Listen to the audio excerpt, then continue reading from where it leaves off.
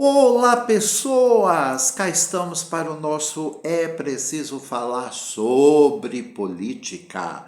Hoje, quinta-feira, 23 de julho de 2026. Cá estamos para mais uma notícia, para mais uma reflexão. Infelizmente, vivemos num tempo em que as notícias boas são raras, não é? Mas a gente precisa encarar a realidade do jeito que ela é e buscar as alternativas. O que me trouxe aqui hoje para essa reflexão com vocês é o resultado do indicador criança alfabetizada, que foi divulgado, não é, pelo MEC e pelo INEP. Infelizmente, as notícias não são boas nem para a Bahia e nem para Maracás, não é? E aí teve uma reação do Ministério Público muito importante. O que foi que o Ministério Público da Bahia fez? Identificou que a alfabetização das crianças está abaixo do esperado e determinou que a Prefeitura Municipal de Maracás e a Secretaria de Educação adotem medidas urgentes para recuperar a aprendizagem, não é? E aqui nós precisamos fazer algumas considerações importantes. A primeira dela, o prefeito e a secretária cometeram um crime? Não. Não é uma gestão que eu comungo nenhum preceito ideológico e nem apoio, mas a gente não pode agora dizer eles são os culpados. Eles passarão a ser culpados se não agirem a partir daqui, não é? O Ministério Público detectou um problema grave e orienta para que as providências sejam tomadas, né? Se essas providências não forem adotadas e com certa urgência, aí sim é que se pode instaurar procedimentos administrativos, ajuizar ações civis e públicas, não é? E pedir a responsabilização de gestores. Vamos ficar de olho para ver qual é o plano de ação que a Secretaria de Educação vai anunciar a partir dessa questão. Outro ponto importante, é necessário localizar quem é o sujeito principal dessa oração, não é? Lembra lá da professora Marlene Passos, quem é o sujeito da oração? Tem que ter esse responsável, tem que ter essa identificação. Ora, esse sujeito, ele tem nome local. O ensino infantil e fundamental 1 e 2, não é, é de responsabilidade dos municípios. Portanto, tem um responsável com nome e endereço certo. Os responsáveis pela educação do ensino fundamental e infantil em Maracás é a prefeitura e o atual gestor é Nelson Portela. O principal problema que eles têm que resolver, né, precisa ser visto de forma imediata, assim como esse problema tem que ser visto em Jiquié, pela Prefeitura de Jiquié, com Zé Cocá ou que o está substituindo. Assim como a Prefeitura de Salvador tem que agir e tem que ter um plano de ação do seu Bruno Reis. Não vamos desviar o foco, porque a gente está falando dessas pessoas, não é? Nós estamos falando de prefeituras e de prefeitos, né? Mas quais foram a recomendação do Ministério Público? Primeiro é que as recomendações se baseiam no resultado do indicador criança alfabetizada, que, como eu disse, é uma pesquisa de avaliação do MEC e do INEP, e o ano que essa pesquisa foi avaliada diz respeito ao ano de 2024. E o que foi que se detectou? Que só 36% de crianças baianas do segundo ano do ensino fundamental foram consideradas alfabetizadas. 36% somente das crianças baianas do segundo ano que foram consideradas alfabetizadas. E a média no país é de quanto? De 59,2. Era o que se esperava, não é? Que os municípios da Bahia estivessem pelo menos na média. Não, a média está muito inferior. E a meta é que até 2030 os municípios e os estados, não é, cheguem a 80%. Então nós temos muito chão, não é? Maracás e as nossas cidades baianas para sair do lugar horrível que está, para chegar na média e da média para uma perspectiva de número exato. Mas o que é que o Ministério Público, o que é que Maracás faça? É muito comum que nós da educação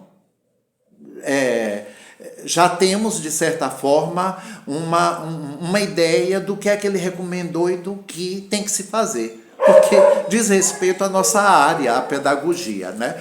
Então, há indicação de que haja um plano emergencial de 10 semanas para recuperar a aprendizagem da leitura, da escrita e da matemática, não é? Fortalecer a participação dos municípios no programa Bahia Alfabetizada. Tem toda uma orientação também e uma estrutura organizada pelo MEC.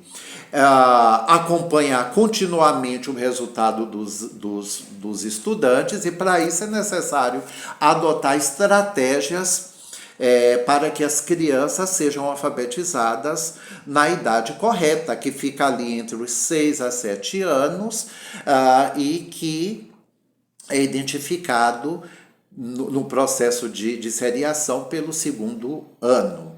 Óbvio que nós temos aí até o 9º ano, né, para concluir esse processo amplo da alfabetização. Mas a criança entre 6 a 7 anos e no 2º ano, a gente espera que ela esteja dominando os códigos da língua matemática, né, e da língua portuguesa minimamente. Nós temos o caso da nossa própria filha Ana Clara, que na época do ensino infantil nós encaramos a Covid. Ana Clara não passou pelo ensino infantil, ela já teve que ir basicamente para o 1º ano do ensino fundamental 1. Nós estávamos no trauma da doença, nós fizemos uma mudança de cidade muito repentina, completamente desorientados, e a volta de Ana Clara à escola era uma preocupação. Mas, graças a Deus, na época a gente teve a indicação para matricular Ana Clara no Otávio Mangabeira. Ela pegou a professora Rosa como alfabetizadora. A professora tem um excelente trabalho, deu conta, não é? A gente viu que as escolas tiveram um esforço enorme para dar conta desse buraco que causou aí na vida escolar das crianças, e hoje nós podemos dizer que Ana Clara, no processo de alfabetização, está indo muito bem, na alfabetização mais ampla, não é? A escola tem contribuído muito com isso, mas o papel da família foi fundamental. O papel de Mariane nesse acompanhamento aqui é extremamente importante. Mariane dedica muito seu tempo para o processo de aprendizagem de Ana Clara, cultural, social, político. Nós temos a escola como parceiros e a gente releva algumas dificuldades e nós somos respeitados em tantas outras, né? Então a gente não descola da escola, porque o processo de alfabetização diz respeito a todos nós. Pena que nós não temos pais que possam ter essa visão, que tenha essa condição de acompanhar tão de perto os filhos. Mas temos aí que verificar agora. Quem quiser me ajudar, eu estou precisando aqui ampliar essa pesquisa. Quem tiver dados já coletados de Maracás, de quais escolas, qual o número, por favor, me ajude, que eu sou sozinho aqui para fazer muitas coisas. Professora Dineide, se a senhora tiver algum dado, eu gostaria muito de ter como é que foi o resultado de Maracás aqui, por escola, e esses números. Agora, e as responsabilidades, gente? Nós, educadores, professores, temos responsabilidade nisso.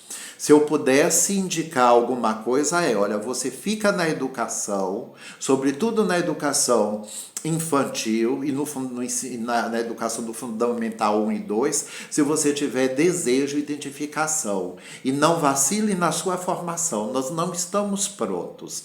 E nós, professores, precisamos ter uma clareza da metodologia e das estratégias utilizadas nesse processo. Não é falta de método, não é falta de teoria, é domínio da teoria. Infelizmente, os nossos professores não têm isso muito claro, não tem essa destreza, e a gente vê coisas aqui meio assustadoras. Não é?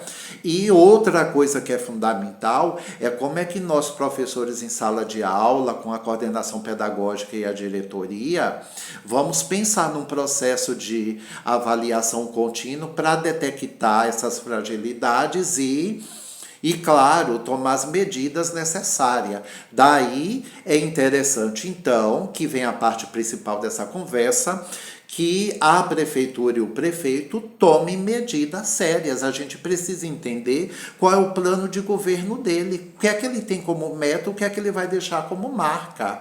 Ora, Vicente Mariniello deixou como marca a estruturação do ensino fundamental e do ensino médio, deixou o Colégio Normal de Maracás, que é um presente até hoje. Se formos pegar Soia, a gente pode ter todas as críticas, mas Soia deixou escolas estruturadas, equipadas, não é, para ajudar nessa questão, e teve uma secretária que tinha conhecimento das questões legais, fazia defesa legal e defendia, sobretudo, não é, os recursos da educação.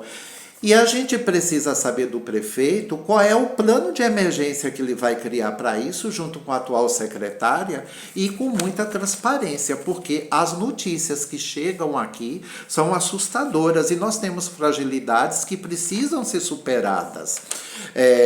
O caso de junho, nesses 3 últimos dias, né, junho de Adriana, que é PCD, revelou coisas assustadoras. Depois do último vídeo que eu fiz e das coisas que me chegaram aqui, é de chorar, gente, o nível da coisa.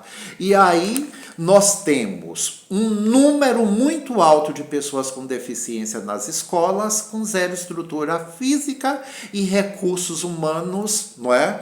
Capengas, e a gente ainda não tem clareza do projeto pedagógico. Então aí o professor dá conta, mas a gente precisa que o município garanta isso. O número de educandos que nós temos em sala de aula é assustador. Salas com 38, 35, né, 30.